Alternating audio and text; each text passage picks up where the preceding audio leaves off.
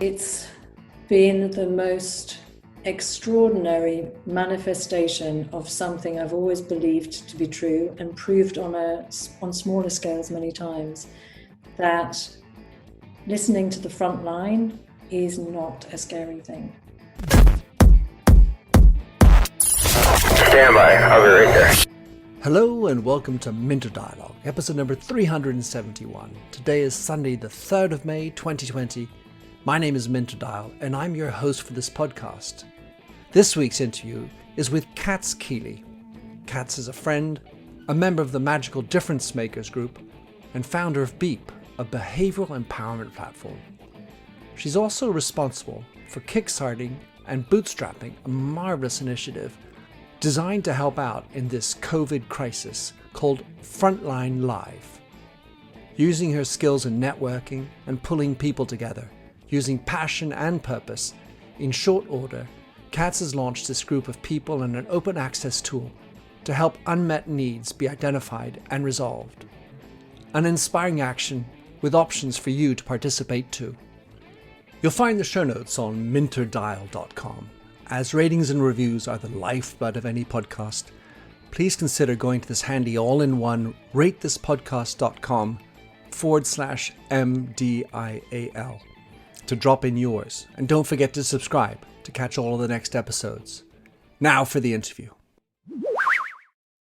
Katz Kiely, you and I have been friends for a good number of years now. You're a digital whiz, helping people to transform, and you founded this wonderful We Are Beep, helping ideas emerge.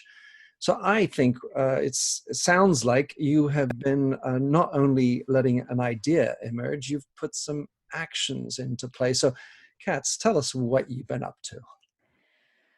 Should I start from the very beginning? It's a very good place to start. Yeah. So quick history of where my thing comes from. So created the first open innovation platform to try and help big corporations to link in a better way to startups.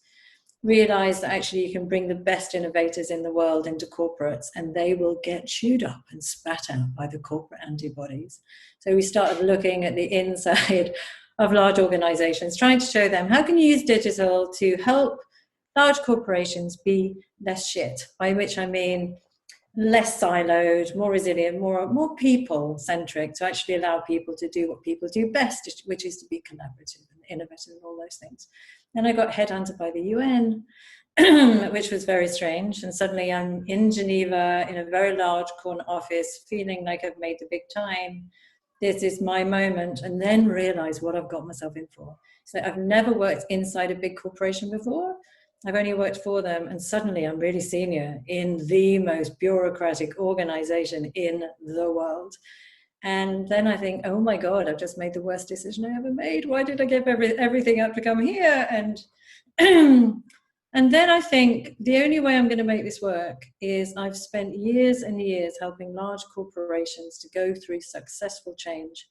If I pull together all of the best bits of that experimentation, we might make something happen. And God knows it can't get any worse than it is now. So, and funnily enough, it worked really well. And it worked really well because I didn't go in there as the big expert telling people how they were going to do things, how we were going to go through digital transformation. I figured out who the change agents were. I brought them together. I made them feel safe. I gave them a platform and asked them what they thought we should do.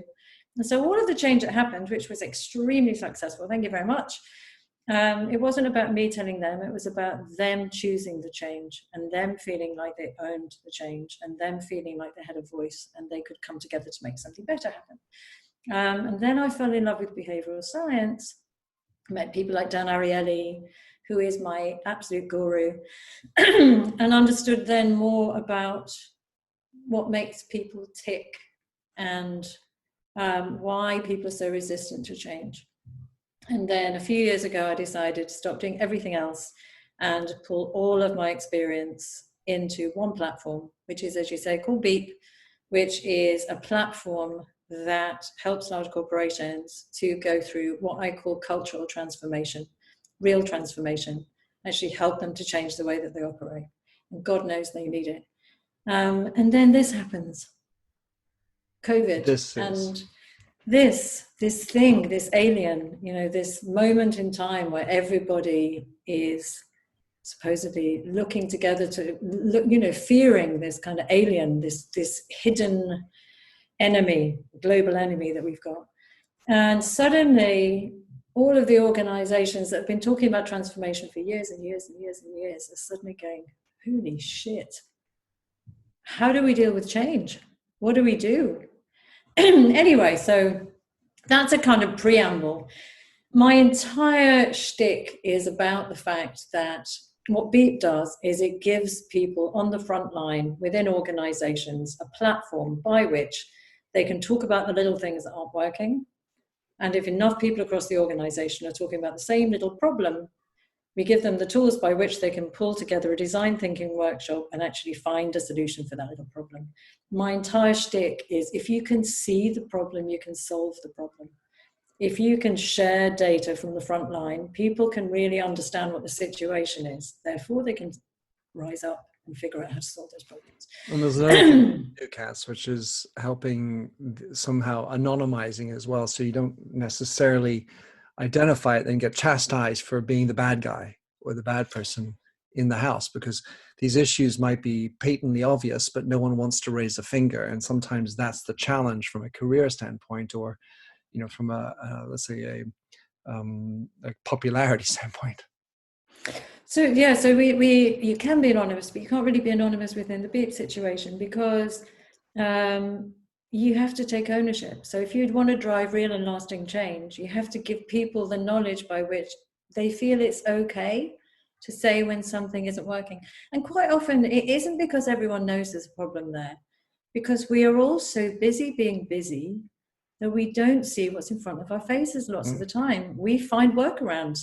Oh God, it's really annoying. You mention it to somebody, nobody does anything, you find a workaround.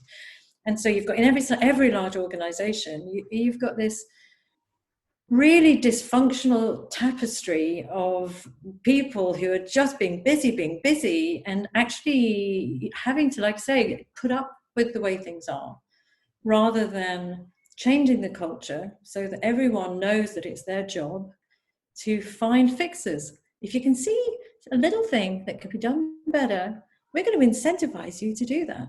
And that changes then, rather than those problems being something people feel fearful about talking about.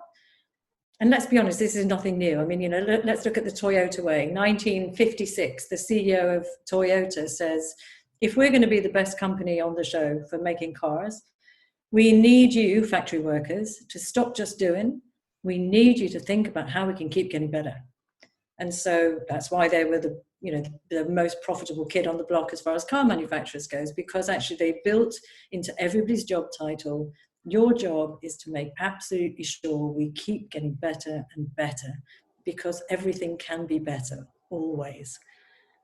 And this notion that you mentioned before about agency, about having the opportunity to choose and to be part of the decision making, that is a very valuable part, and it makes it feel more concrete, and they feel like they own the solution as well.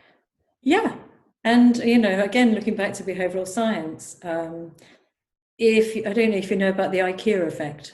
You Yes. Almost definitely do. So the research shows that if you've had input into building something, into being part of the design of something, you will love that thing more than everything else.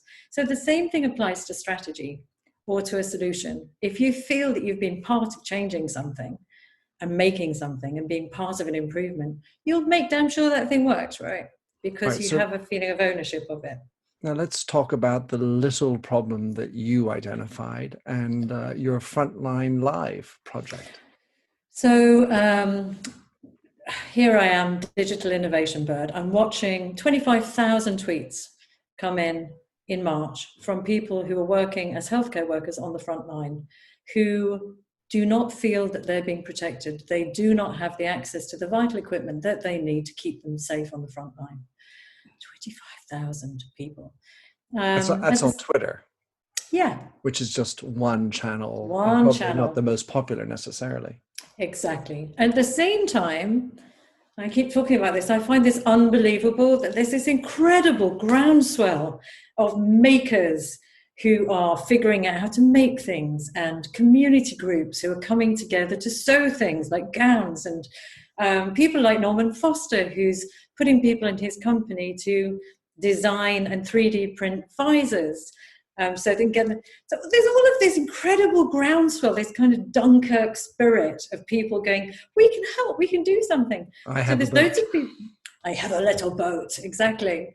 So there's all this need. Nobody quite knows where the need is because individuals are shouting out to space.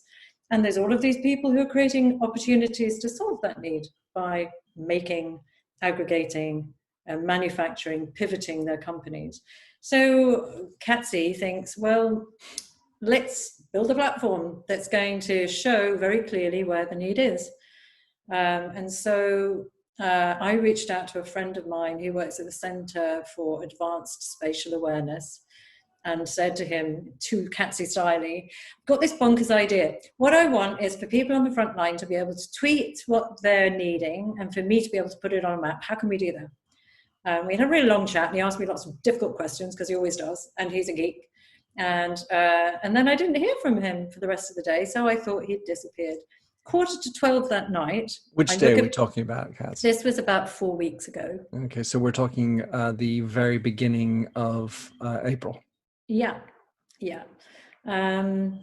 So the 11:45 at night, I get an email from him and he's already got a team working on it.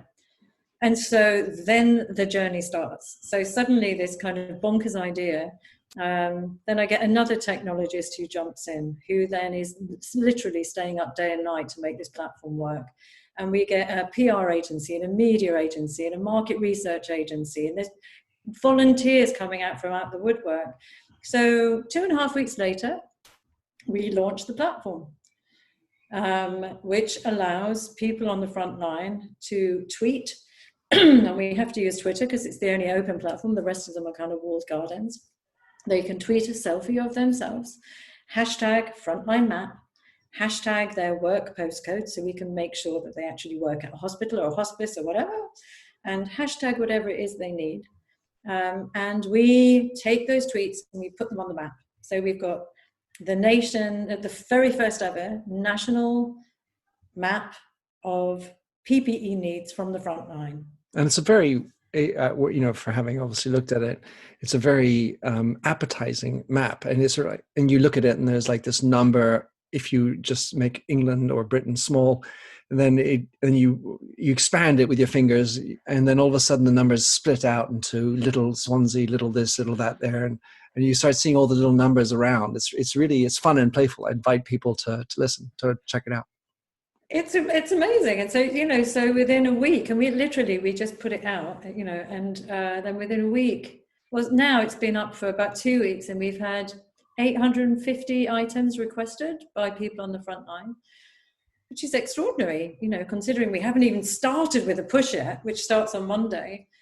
So the other thing we're doing is then that all of these suppliers that would never find their way onto the supplier list for the NHS, they're also signing up. So yesterday we launched the new version of the site, because we don't hang about, where you can literally either look at the need wherever it is, whether it be from people in care homes or hospitals, whether they be in Cornwall or Scotland, and you can break out exactly what items are needed in which place, or you can switch the map and start to see where the suppliers are. So our dream is, as more and more data comes in, you'll be able to click on the map and go, there is a healthcare worker who doesn't have PP1 masks in Huddersfield. 3 miles down the road, there's a supplier. You explain to me why those two people can't help each other out here. So it's a very, very interesting use of live open data to show. It strikes me, Katz, that this is a project of networking. You, at the one hand, you have people who are in need in specific areas that I'm going to have to guess have a boss or have someone to whom they probably said this. And so you have to sort of, let's say, duck that issue. You need to get to those people that need it and want to talk about it. Then you have the people who are manufacturing it, but they might be in Huddersfield, Sheffield, or wherever. And then you need the people, the logistics, to make the final connection, the 3 miles you're just talking about from there to there. You have to presumably also deal with authorities and somehow, what role will they play, or how can we shield from them? And then you actually have to get the word out.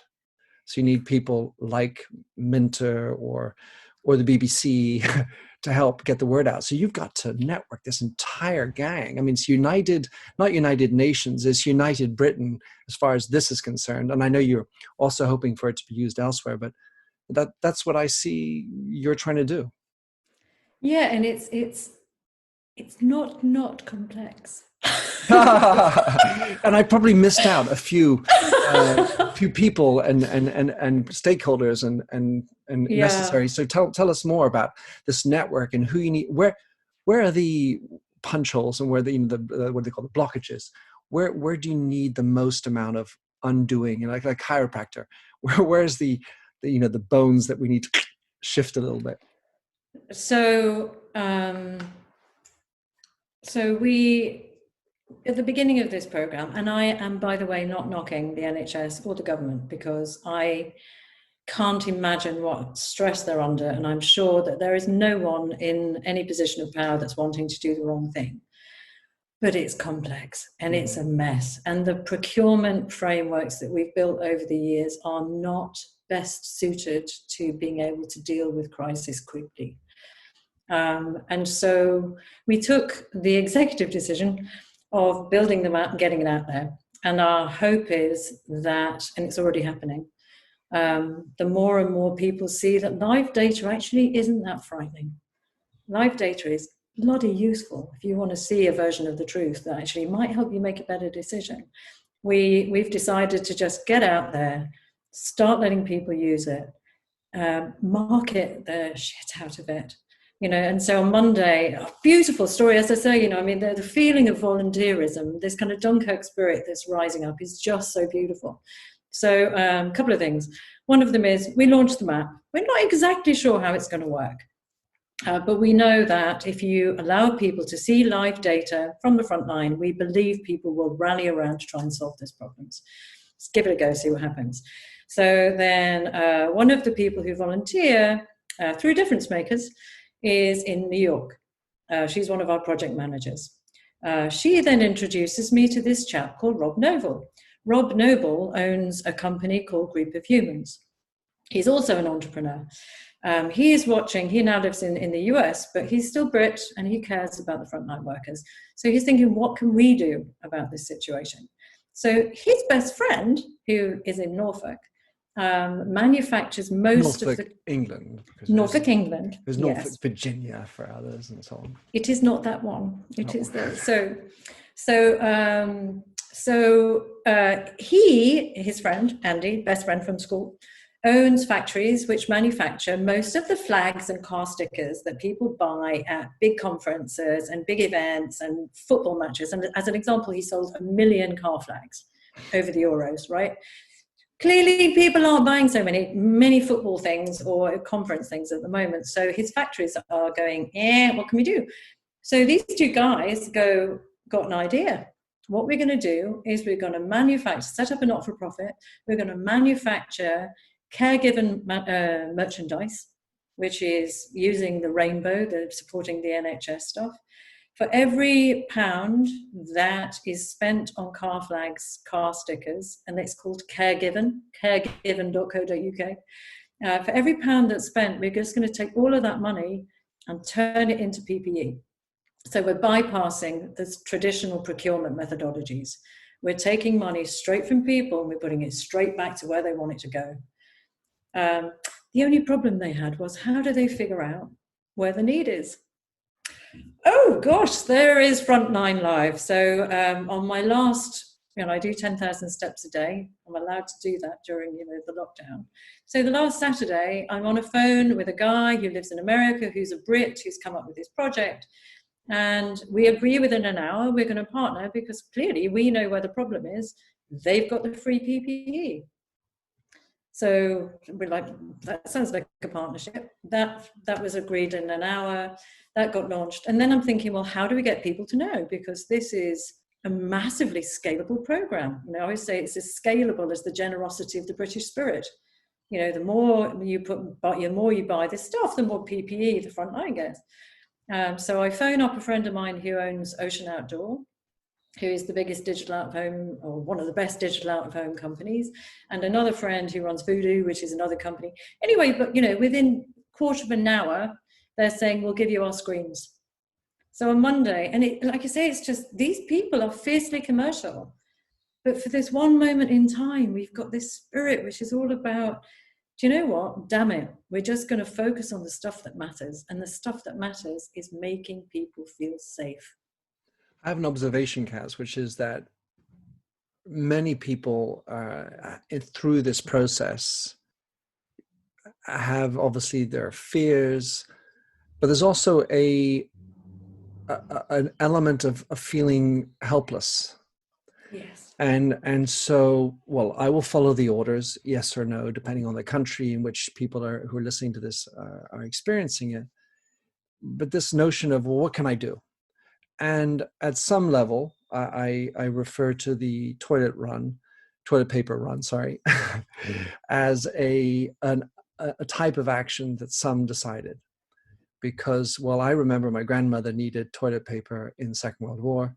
That's what I should be doing now. So it's actually a completely senseless run to go and get 10 years worth of toilet paper.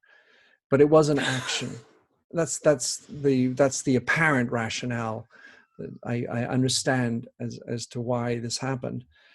But the point underneath it, which I thought was interesting, which is need to act, the need to do something. And so there was plenty of need underneath there, but what do I do? And so what you've got is you sort of galvanize some group of people that are able to then dedicate and feel good about themselves as well as doing something useful. Completely. It's given people, and one of the things, according to the Bible, according to Beep, is this idea that if people can rally around to try and solve problems together, that's when we're at our best. That's when humans are at our absolute best. And yeah, I've never experienced anything like it in my lifetime. So on one hand, you're right, this feeling of hopelessness and sadness and disempowerment, and then this energy that comes from bringing these people together to do something concrete is extraordinary. And it's a physical manifestation of everything that I've talked about for years. It's this purpose drives productivity. Purpose and passion drive productivity, and it's all happening. So this is recorded on Saturday, the 2nd of May. We're going to be publishing it on the 3rd Sunday of May, and on Monday this goes live. Tell us what we can do, anyone's listening to this, to help. What would be useful things for anyone? Propagate, contribute. What can people do? Okay, so if you are, or if you know anybody who works on the front line who has a lack of PPE, you can either, best thing to do is for them to tweet with a selfie and 3 hashtags. Those hashtags are #FrontlineMap, all one word, Frontline Map, because it's Frontline.Live and it's a map. #work postcode, so we can make sure that you actually work at a hospice or a care home or a hospital. #whatever it is you need, latex gloves, hand sanitizer, PP1 mask. Tweet that at us. We will put that on the map. That means that suppliers can see you. So presumably if the frontline worker isn't on Twitter, the friend can show them or do that for them. Exactly that. Right. So that's one thing people can do. Go ahead. So that if people don't feel comfortable to report their need in a public way, they can go to Frontline.Live and fill in the form and report anonymously. Now, one of the things that we found, which makes me deeply sad, is that nearly 60% of people have chosen to report their needs anonymously. Right. Now, Presumably this is what we were talking about before about well, A, maybe they're not on Twitter, but B, their bosses, they're worried that the bosses are going to slam their fingers because they've asked for it, they didn't get it, and now they're running around to back. absolutely. Mm-hmm. But there was also, interestingly, there was a court case recently that said by law, everybody has the right, and they are protected by whistleblower laws, to say what their problem is. Now, because of this partnership we've got, basically, if people want PP1 masks, the more people who report their need from that organization, the more chance we will have of being able to get this free PPE to them. So what will happen with caregiven.co.uk, I'll come back to that in a second, is that at the end of every day, we'll download the data and let Caregiven know which organizations need those masks most. So it gives prioritizing them. Is that what you're saying? Voila. But it's just saying, if you're an organization and you need them, you need to report them. And you know what? We're going to be able to deliver them to you as well. So we're hoping that will shift that mindset and get people to more to tweet about it and feel safe to do that, because actually they're helping their organization and each other to do that. If you're a supplier, or you know somebody who is working to find ingenious ways of getting the PPE through to our frontline workers, there's a form on Frontline.Live that you can fill in, and we will put you on the map. So the other thing you can do, and this is something that everyone everywhere across the UK and beyond who want to actually help frontline healthcare workers, go to caregiven.co.uk and buy merchandise. Every £1 you spend, not only will you get a car flag that shows that you've actually put money into supporting our frontline workers, every pound that you spent will be turned directly into PPE, which will go directly to the front line and will not get caught up within the bureaucracy and the madness that is the NHS. So, Katz, you also have talked about hoping that this is an open project, other countries could be involved. And I'm thinking specifically of countries that are maybe still a little bit further down the road. And I'm thinking obviously mostly about the developing world, which is sort of waiting for this to hit them. Are there any other countries that have come on board, or how would another country start this? Do they need to have clones of you sitting in Mumbai or something? So basically the platform is built on a platform called Ushahidi, which was made for kind of community action. So we've built the entire thing so that it can be easily replicated. And our dream is that people will pick up Frontline and do, so we've got people that we're talking to in New York who want to take it over there. And let's be honest, this is something that's going to happen for the next month, 2 months, 3 months, probably a year and a half. But this is not the end of this.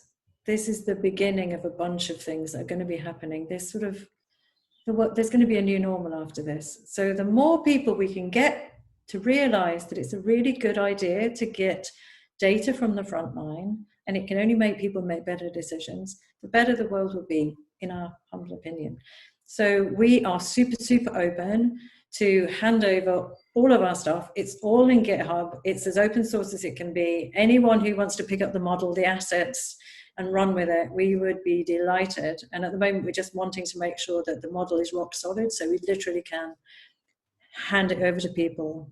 So on Ushahidi, I met the founder of Ushahidi, and I actually know the founder's story of how that came around in Kenya. It's fascinating. And so that's really cool. Julia Rotich? Yeah. I brought her over to the UN, actually. She's an incredible woman. Yeah. So I'll put all the show notes necessary for all this, these links, so that people, if they know anybody, can go in and find this in minterdial.com, which will be where the show notes are.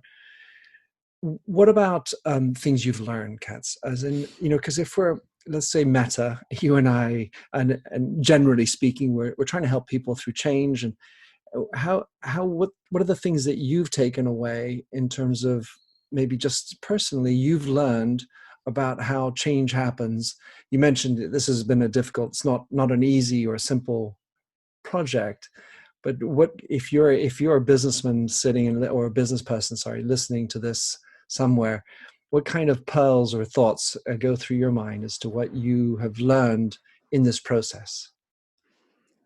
It's, as I say, it's been the most extraordinary manifestation of something I've always believed to be true and proved on smaller scales many times, that listening to the front line is not a scary thing.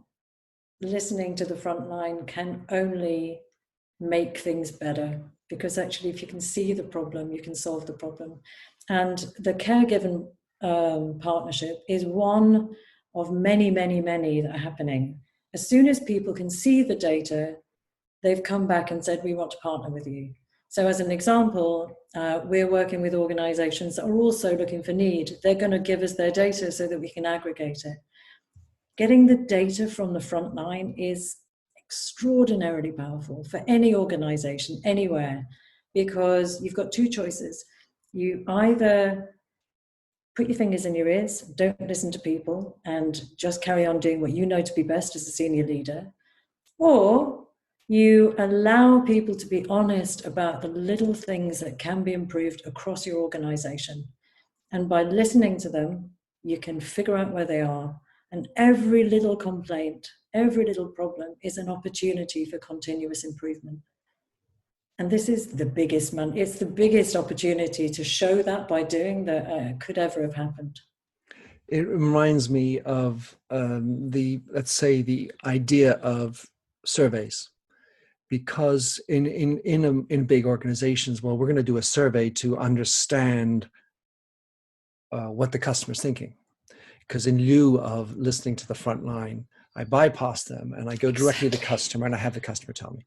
And it takes 16, different meetings to get the survey approved, and it gets sent out and it's a sample and it comes back and then you digest it. Oh God, don't want to show that because my boss is going to be upset. And anyway, we finally get this information. This is what we're going to do based on the survey, because now we know what the customer wants. Or we listen to the front line. Yet there's another example, which is the usage of artificial intelligence. And there are different tools out there, for example, to help you understand how your ads should be formulated. So you do a marketing program, you test A, B, and then you go back and say, well, we like the red one and not the blue one. Or that's what they liked. And then in this particular era, if you are doing tests, A, B, whether you should do a red ad or a blue ad, well, by the way, a week later, that's just out of date as even a concept, which of course you're never even going to get the results. So AI can be a result to allow you sort of be closer to the data. So what you're doing is actually not with AI, I'm guessing, but more about allowing things to bubble up at the front line quickly, directly. So that's where the live open data component of what you're doing is interesting. So you're allowing the front line to show up live. So it's now the truth, or at least a truth. It's a reality that would otherwise have taken sort of smoke screens and bureaucracy and testing surveys, which is how we otherwise like to operate. And so for me, the takeaway I'm taking is, go to the front line, but also allow for the information to be live and immediate, because especially in crises, time is of the essence. And time is of the essence, no matter what you're doing. If you have to deal with people, customers, if that customer isn't getting the experience they want and you're not getting that message back because you're not listening to your front line, that's just downright stupid. Katzy, lovely to have you on the show. I'm going to put all this in the show notes and get this up Sunday morning so everyone can go on their 10,000 step walk. Well, because you have that opportunity. Wishing you continued success on your. The other thing that I think is important is this notion of adding purpose and passion, and that also gets things done. So congratulations for what you're doing. Frontline.Live is your hub. I'll put all the show notes in the back end. Anything else you'd like to add? Just tell everybody you know who's on the front line, or anybody you know who might know somebody who's on the front line, because we need to get them the protective equipment that they need to keep them safe. This is about people. And if someone is listening in from the States or India, as I know that there are, who should they go to connect and understand how they can maybe become the Katz Kiely of their place? Katz at wearebeep.com. That's Katz with a K and a Z. Silly name, but it's mine, at wearebeep.com. Always happy to respond. Brilliant. Thanks a lot, Katzy. Thank you, Minter. Thanks for having listened to this recording of the Minter Dialogue Show. You'll find the show notes and other blog posts on minterdial.com. If you enjoyed the show, please head over to iTunes to give a rating and review. And to finish, here's a song I wrote with Stephanie Singer, A Convinced Man.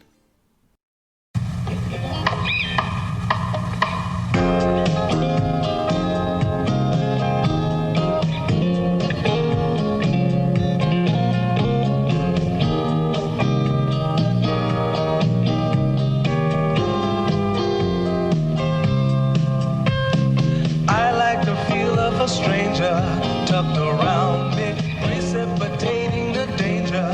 To feel free, trust is the reason. Still, I won't toe the line.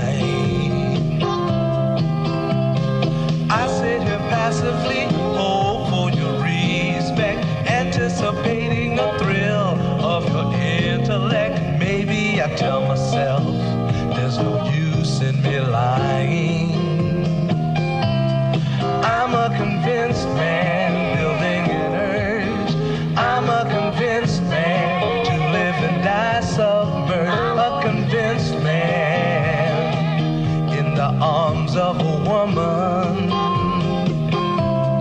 I'm a convinced man, challenge my fate. I'm a convinced man, competition's innate. A convinced man, in the arms of a woman. Despise revenges and struggle to see. Live for the challenge so life's not incomplete. What's wrong with challenge? I know soon we all die. I like the feel of a stranger tucked around me, precipitating the danger. To feel free, trust in my reason.